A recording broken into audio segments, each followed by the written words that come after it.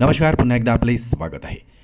PF claim आणि पडताळणीसह 3 मोठे बदल, तर कोट्यावधी कर्मचाऱ्यांवर होणार परिणाम. चला तर पाहूया याविषयी सविस्तर बातमी. त्यापूर्वी चॅनलला नवीन असाल तर सबस्क्राईब करायला विसरू नका. नवनवीन अपडेट मिळविण्यासाठी बेल आयकॉनला प्रेस करायलाही विसरू नका. अत्यंत कामाची बातमी. आपल्या सहकारी मित्रांना शेअर करून व्हिडिओला लाईक करायलाही विसरू नका. कर्मचारी भविष्य निधी संघटनेने अलीकडेच काही महत्त्वाचे नियम बदलले आहे, जे कोट्यावधी कर्मचाऱ्यांवर परिणाम करणार आहे. चला पाहूया EPFOने कोणते नवीन बदल केले आहेत आणि त्याचा काय परिणाम होणार आहे.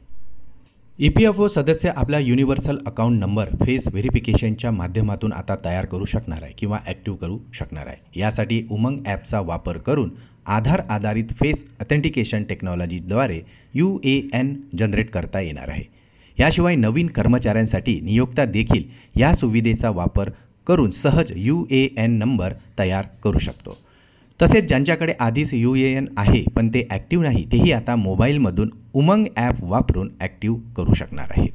पूर्वी PF क्लेम करताना खातेदारांना त्यांच्या बँक खात्याशी संबंधित रद्द केलेल्या चेकची किंवा पासबुकच्या फोटोची प्रत अपलोड करावी लागत असे. याशिवाय नियोक्त्यांची मान्यता घेणे देखील अनिवार्य होते. परंतु आता या दोन्ही अटी रद्द करण्यात आलेल्या आहे. म्हणजेच PM क्लेमसाठी चेकची प्रत किंवा नियोक्त्याची मंजुरी आता आवश्यक असणार नाही. EPFOने केलेल्या या बदलांचा खातेदारांना आता मोठा फायदा होणार आहे.